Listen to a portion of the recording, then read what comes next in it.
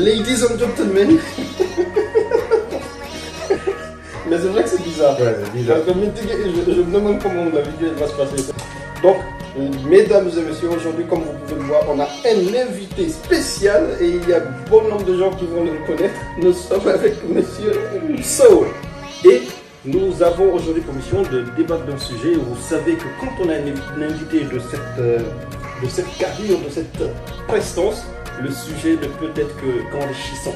Et c'est pourquoi nous allons laisser le choix à Monsieur So de se présenter. Bon, je pense qu'on va refaire la présentation déjà, je ne l'ai pas aimé. Donc, présente-moi comme un ami. Donc, mesdames et messieurs, aujourd'hui nous sommes avec un invité spécial et comme vous pouvez le constater, pour bon nombre de gens qui le connaissent, c'est Monsieur Alassane So, qui est un très bon ami, puisqu'il a demandé à ce que je le présente comme tel. Mais sinon, au-delà de ça, c'est qu'un invité de cette carrière, un invité d'une telle prestance, c'est un sujet enrichissant et d'une profondeur sans égale. Donc, est-ce que je te laisse le choix de te présenter?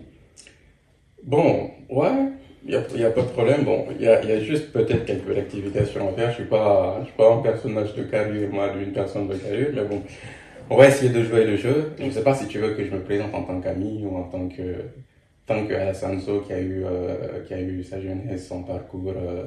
Ça c'est intéressant, oui, en tant qu'Alassane So qui a eu sa jeunesse. Ok, pas de problème. Bon, je m'appelle Alassane So, je suis guinéen, comme toi, né à Fria, grandi à Fria, où j'ai passé en fait l'essentiel de mon parcours. Ensuite, la terminale à Conakry. J'ai commencé l'université en fait en Guinée, à l'institut en fait marocain SKUG, donc SKU de la Guinée, où d'ailleurs j'ai eu le plaisir de rencontrer d'autres personnes aussi très intéressantes. Donc par la suite, du coup, je suis venu ici en France où j'ai continué les études et aujourd'hui je suis data scientist en fait de formation et de vocation professionnelle.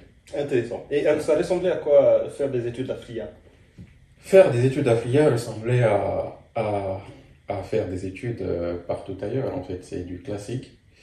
Donc un parcours classique, de la maternelle d'abord.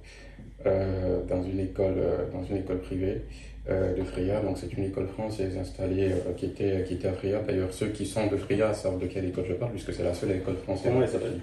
Chris Roy. Okay. Donc la maternelle là-bas, ensuite tout le cycle primaire aussi à Fria, dans la même école. Et du coup, après cette école-là, donc un parcours assez classique, hein, où il y a eu toutes les étapes, donc de la première année à la sixième année pour le cycle du primaire, donc pas de classe sautée. Ensuite, le collège dans une école privée aussi qu'on appelle Gobico, Amitié Gobico. Donc ceux qui sont natifs de Fria aussi connaissent très bien l'école. Donc aussi un parcours de la septième année du coup à la dixième année dans cette école-là et de la 11e, 12e année aussi dans la même école, donc le lycée, le début du lycée, 11e année, 12e année dans la même école. Et c'est après la 12e année du coup donc là je saute un peu d'étape parce que tu m'as posé la question de savoir comment s'est passé les études à Fria, mais après la 12e année, j'ai fait le choix du coup de venir à Conakry, de passer le bac à Conakry, à l'école Amdala secondaire de Amdala. Et donc, pour avoir fait le choix de partir à Conakry, est-ce qu'il y a une différence entre le système éducatif guinéen dans son ensemble, mais est-ce qu'il y a une différence entre faire ses études à Fria et à Conakry? Est-ce qu'il y avait une volonté, quelque chose que tu cherchais? Sur les motivations, oui, il y a eu une motivation du coup qui m'a poussé du coup à faire le choix d'aller faire le bac à Conakry. Donc je réponds à la première question d'abord, consistait en fait à savoir s'il y avait une différence entre les études à Fria et celles de Conakry. Je dirais sur l'ensemble non, parce que c'est un peu le même programme qui est enseigné, les mêmes cours, les mêmes forces et les mêmes défaillances qu'on peut rencontrer partout ailleurs, dans le sens où il peut y avoir en fait de bons profs et des profs pas assez bons, et de bons élèves auxquels on peut se mesurer et des élèves un peu moins. Donc ça, on le rencontre partout, donc pas de différence sur ce plan-là. Mais il y a eu une petite différence en fait, donc une gestion de plus, parce qu'en fait, Fria, c'est pas Conakry. Conakry, c'est la capitale, donc à l'intérieur du pays, en général, est différent de la capitale. Donc quand on vient, on a quand même un temps d'adaptation, il faut qu'on s'adapte en fait à la ville, qui dit quelque chose du coup de la profondeur en fait de l'enseignement qu'on va du coup avoir puisque ça tient compte de tout cet environnement-là. Donc il y a eu juste cette petite adaptation-là à gérer au début. Mais sinon, dans sa globalité, c'était quasiment pareil. Et du coup, c'est quoi ta conception, toi, de l'éducation? Bon, je pense que c'est une très bonne question, une question très sérieuse et très Mais difficile. avant même de parler de la conception de l'éducation, Bon. c'est que parce que quand tu parlais de ton parcours, tu as énoncé des profils d'élèves qui pouvaient être meilleurs, que ce soit à Fria ou à Conakry. Quelles sont les personnalités que tu as rencontrées à Fria qui t'ont donné de... Je pense qu'il y a eu... Fria est connue pour être une ville assez sérieuse dans les études. Donc, moi, j'ai tout le temps baigné dans un environnement de forte concurrence à l'école.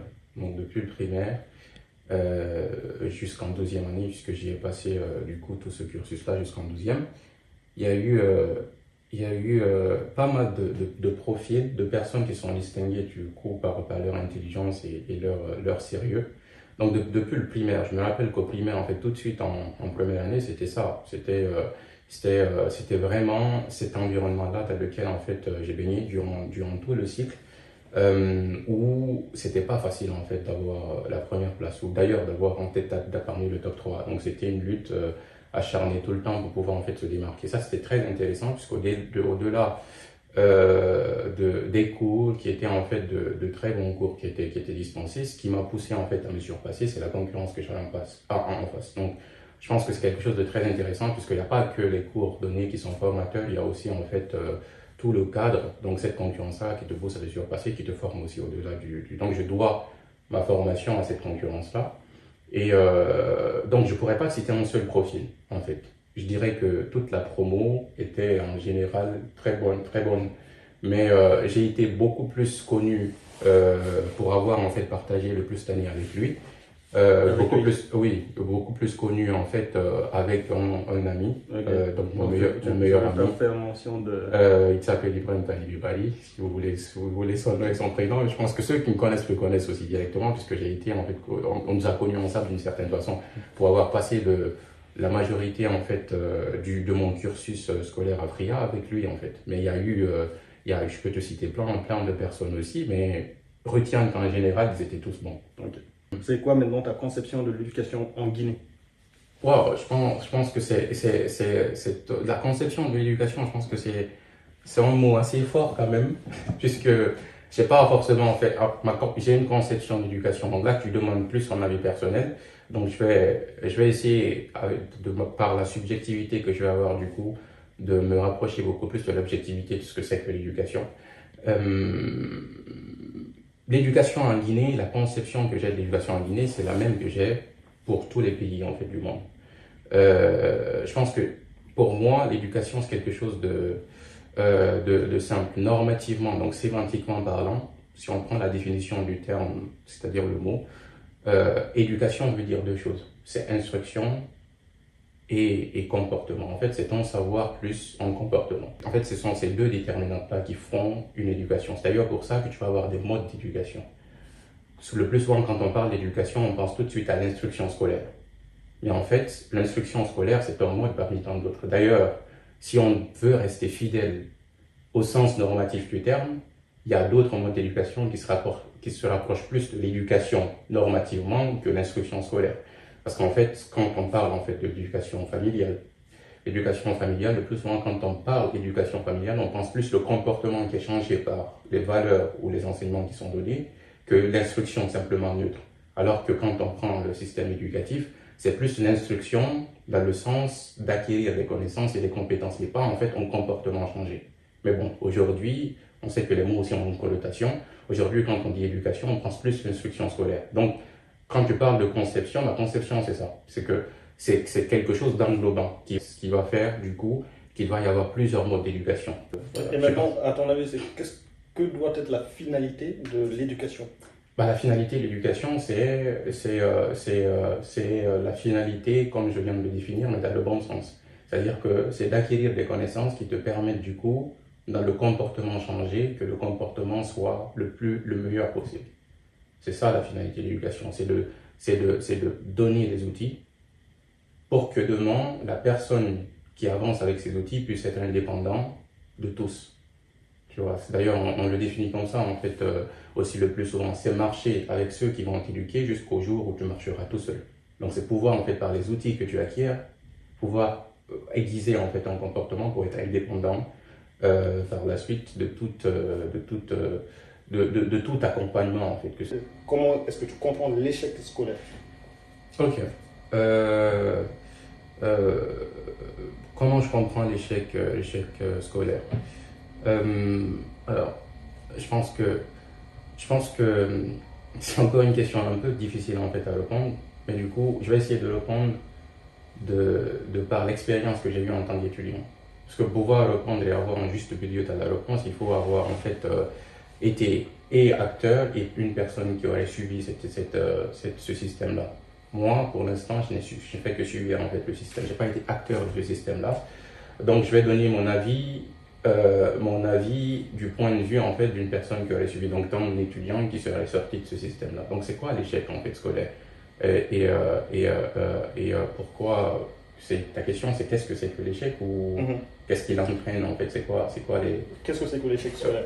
Ou comment tu comprends le processus de l'échec scolaire? Okay. Qu'est-ce qui conduit à l'échec scolaire? D'accord, ok. Bon, ce qui conduit à l'échec scolaire, c'est l'échec scolaire, pardon, on sait ce que c'est. C'est le fait de ne pas passer une étape, de pas réussir en fait, donc du coup, un test auquel tu as été soumis, et donc de ne pas pouvoir passer en fait, à réussir en fait à passer une étape supérieure, donc en classe supérieure par exemple. De façon basique, c'est ça l'échec quand tu es dans le système scolaire. Maintenant, l'échec scolaire, de façon un peu plus générale, c'est le fait de ne pas réussir l'école. Si on englobe un tout petit peu pour la finalité. Mais on va du coup se mettre dans le système et voir ce que c'est que l'échec quand on est au sein du système du coup. L'échec au sein du système, c'est de ne pas pouvoir passer à une classe supérieure. C'est ce qui est compris quand on dit qu'une personne a échoué, qu'un élève a échoué. Maintenant, qu'est-ce qui conduit? Comment je comprends en fait ce paramètre-là? Pourquoi il y a échec? Ça, c'est une vraie question. Parce qu'en fait, le plus souvent, quand on pose la question, on a l'impression que la réponse elle va être facile. Dans le sens où il y a deux contreparties, il y a deux parties prenantes directes. Quand on est dans le cadre scolaire, il y a deux parties prenantes, il y a d'autres parties prenantes, mais les vrais acteurs, c'est l'enseignant et l'enseigné. C'est ça les deux parties prenantes qui vont tout de suite apparaître, auxquelles on pense tout de suite. Et surtout quand on parle d'échec scolaire. Et puisque l'enseignant apparemment donne son cours, on a parfois tendance à imputer la responsabilité ou la culpabilité de cet échec-là à l'élève. Donc on sauterait tout de suite sur l'élève pour dire que s'il y a échec, c'est que l'élève n'a pas en fait appris ses leçons. Moi, je ne suis pas forcément d'accord avec ça et je pense qu'il faut nuancer cette compréhension en fait. C'est pour ça que je dis que la réponse n'est pas forcément simple. Parce que je pense que la responsabilité apparente qui est réalisée ou qui est donnée du côté du professeur, si on creuse un tout petit peu, ne l'est pas forcément. Et donc, au lieu de chercher un coupable, on va essayer de situer des responsabilités. Je pense que quand il y a échec, il faut se poser deux questions essentielles. Ou il y a deux questions essentielles qui se posent. Parce que quand on arrive dans une classe, avant qu'il y ait échec, on suppose que tous ceux qui sont dans cette classe-là ont réussi le test du prérequis qui leur permet justement d'arriver dans cette classe-là. C'est-à-dire qu'ils ont le prérequis nécessaire pour pouvoir en fait bien aborder, c'est-à-dire pouvoir bien réaliser leur année et de réussir cette année-là. C'est la condition nécessaire en fait. Si tu passes en classe supérieure, c'est que tu as le prérequis qui te permet d'être légitime en fait, légitime à suivre les cours en fait de cette classe-là. Ça, c'est le premier point. Maintenant, s'il y a échec, c'est qu'il y a deux raisons. En fait, c'est deux choses l'une. C'est soit l'élève n'a pas étudié, ou soit le prof n'a pas enseigné. Bon, on me dira que le prof, il enseigne de toute façon, puisqu'il y a des gens qui réussissent. Donc, s'il y a des gens qui réussissent, bah, ceux qui échouent, ça veut dire que le prof, il a enseigné. Donc, ceux qui échouent, ça, c'est de leur faute, mais pas forcément. Parce qu'il y a une notion qui entre en jeu, c'est la notion de pédagogie. En fait, pour ça, je parlais de responsabilité. Lorsqu'on situe la responsabilité du prof, ce n'est pas simplement de donner son cours, c'est de se rassurer que l'élève, en fait, a compris le cours. C'est ça, sa responsabilité. Et parfois, on se s'arrête tout de suite au premier niveau. C'est-à-dire que le prof, il a donné le cours. Mais si le cours n'a pas été compris, on ne peut pas, en fait, rendre coupable un élève d'avoir pas réussi en test parce que le cours, il n'a pas compris. Il peut se tuer à comprendre le cours tout seul, mais il ne pourra pas parce que le cours n'a pas été transmis avec la pédagogie qu'il faut. Bon, tu peux me dire que d'autres élèves réussissent, donc il y a eu de la pédagogie, mais non. Que d'autres élèves réussissent, c'est peut-être pas par la déterminante de l'explication du prof, c'est parce que il y a des différences de niveau. Il y a des élèves qui se trouvent plus forts que d'autres, et donc du coup, qui n'ont forcément pas besoin quand un enseignant en fait leur explique avec pédagogie pour qu'ils comprennent, qu'ils s'en sortent tout seuls. Donc parfois, il y a aussi de la responsabilité du côté des profs qui ne parviennent pas en fait à maîtriser cette déterminante-là qui est la pédagogie. Moi, j'ai rencontré, dans mon cursus, j'en ai rencontré des profs qui n'étaient pas assez pédagogues. Ça m'a empêché de pas réussir, de passer en classe supérieure.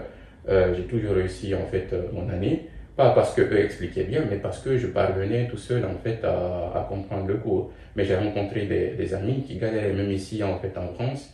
J'avais rencontré des gens qui se tuaient, qui se donnaient corps et âme pour pouvoir réussir. Donc, c'était pas de la détermination qui leur manquait ou c'était pas de l'investissement. C'est juste que le cours tel qu'il est donné ne tiendait pas en compte, en fait, de leur niveau. Donc, c'était pas adapté d'une certaine façon. Donc, on le donnait pas avec pédagogie.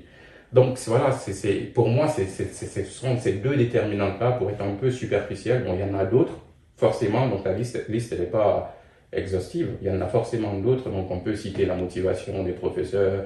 Il y a beaucoup trop de choses. Il y a aussi la responsabilité de l'État. Il y a beaucoup trop de choses. Parce que tu sais que je suis chez nous. Moi, je me rappelle quand je suis venu à Conakry, il y avait parfois des perturbations, des grèves et tout ça. Donc, tout ça, ça rentre en jeu aussi, tu vois. Donc, je dirais c'est ça. Donc, il faut essayer de situer les responsabilités. Ce sont ces deux déterminantes-là, principalement, que tu as citées, qui peuvent causer de l'échec. C'est soit l'élève n'a pas étudié, donc il n'a pas fait du sérieux, ou soit le professeur n'a pas en fait bien, ou les professeurs d'une façon générale n'ont pas en fait très très bien donné leur cours. Donc, ce qui veut dire que la faute, c'est la faute C'est à l'un ou à l'autre. Bon, après, dans ce truc-là, je pense que c'est aussi ton intention, c'est pas de chercher les coupables, c'est juste de situer des responsabilités. Et moi, je dis que la responsabilité elle est partagée. Autant l'étudiant est responsable de bien apprendre le cours, autant le professeur n'est pas responsable que de donner son cours. Il doit tenir compte de la pédagogie, c'est-à-dire de l'intelligence qu'il accueille. Mais j'avais comme l'impression que dans l'explication que tu donnes, tu t'imputes beaucoup plus la faute au professeur, à l'enseignant. Non, non, non. Dans le sens où ton hypothèse de base, c'était que lorsqu'un élève arrive dans une classe, il a les prérequis, les b.a.-ba de cette formation. Donc, et que quelque part, la pédagogie et la responsabilité de la pédagogie repose sur l'enseignant. Est-ce que tu n'as pas intention de mettre la faute beaucoup plus ou plutôt la responsabilité beaucoup plus sur l'enseignant que sur l'élève? Pas du tout, pas du tout. Je vais du coup me répéter de façon rapide pour que tu comprennes. Peut-être tu n'as pas bien compris ce que j'ai dit. En fait, je rendais légitime l'étudiant déjà d'être dans la classe dans laquelle il est. C'est-à-dire que s'il a, logiquement, c'est ça, mais tu sais que ça se passe pas forcément comme ça. Il y a des élèves aussi qui se retrouvent dans une classe qui méritent pas d'être là. Bon, ça, ce sont les failles de l'éducation, tu vois. Donc, et je te disais qu'il y avait d'autres raisons, et une des raisons aussi, c'est ça. C'est qu'il y a des élèves qui vont arriver dans une classe qui méritent pas d'être là parce qu'ils ont copié avant de passer, où il y a eu des failles, où l'éducation n'a pas été au point pour les classes précédentes. Si je te dis, si on se situe dans la mesure où les prérequis sont acquis et que l'élève se trouve dans la classe, il y a deux choses qui peuvent causer son échec. C'est soit il n'a pas étudié, donc même s'il y a de la pédagogie du côté du professeur, bah, s'il lui n'étudie pas, il répète pas en fait à la maison, il ne travaille pas ses cours avec du sérieux, bah, il ne peut pas réussir les examens. Donc ça, c'est une vraie responsabilité du côté de l'élève. Ou soit le professeur a manqué de pédagogie. Donc lui, il peut se donner à fond, peu importe l'investissement qu'il va y mettre, il ne pourra pas comprendre parce que le cours il est tout nouveau et le prof ne l'a pas bien expliqué. Donc pour moi c'est du 50-50. Je te dis que c'est l'une ou l'autre raison qui cause l'échec. Maintenant, si la pédagogie est liée, il n'y a pas de souci. Le professeur, il a fait sa part de responsabilité. Donc, c'est à l'élève, du coup, de s'investir et de répéter à la maison autant de fois qu'il le faut pour pouvoir passer le test. Et s'il ne le fait pas, il doit échouer. Et ça ne sera pas la responsabilité au prof. Et lui, de côté aussi, pour avoir vu, été témoin de ceci, l'élève peut tellement être investi et ne pas arriver à réussir, non pas parce qu'il est fautif, mais parce que le cours, il n'est pas bien donné. Parce qu'il ne comprend pas ce qui est donné, en fait. Il est étranger à ça. Ou parce que les bases ne sont pas acquises. C'est pour ça que je nous ai mis dans un cadre où ça, c'est déjà acquis. Je te dis, mettons-nous dans l'hypothèse où les prérequis sont acquis. En fait, on s'est mis dans ce cadre-là. Si les prérequis sont acquis, je t'ai dit qu'il y a ces deux raisons-là, du coup, qui peuvent directement apparaître. Okay. Tu vois. Maintenant, si les prérequis ne sont pas acquis, je t'ai dit que cette liste-là, elle n'est pas exhaustive. Donc, on peut imputer la faute, du coup, à la base, en fait, qui n'est pas suffisamment là. Donc, il n'y a pas de prérequis. Et donc, finalement, l'échec scolaire, c'est un cycle normal de l'éducation. C'est un cycle normal. S'il y a réussite, s'il y a échec scolaire, c'est qu'il y a forcément... Et s'il y a système éducatif, s'il y a système éducatif dans la façon dont les choses se passent, donc avec l'évaluation, qui l'évaluation dit forcément, potentiellement de l'échec. Ok, mais peut-être qu'avant de dire cela, que l'échec scolaire est un cycle normal, est-ce que l'échec scolaire doit être critiqué? Parce qu'on le pointe du doigt. Oui, c'est la responsabilité soit de tel ou de tel autre. Est-ce que l'échec scolaire doit être critiqué? L'échec scolaire doit être critiqué en fait, dans la mesure où, en fait, pour essayer en fait de mettre plus en exergue des responsabilités qui n'ont pas été respectées. En fait, on critique l'échec pour pouvoir en fait situer les responsabilités, voir où il y a eu des faillances. S'il faut critiquer l'échec, c'est pas le critiquer de façon neutre, c'est de le critiquer pour pouvoir en fait situer les responsabilités. Si on n'arrive pas en fait à complètement résorber ce problème-là, mais à le diminuer de façon très considérable. Très considérable, exactement. Et c'est quoi le souvenir qui t'a le plus marqué, ou sinon, qu'est-ce que tu retiens de ton passage à l'ISCAEG? Tu veux que je parle de toi? Non, pas du tout.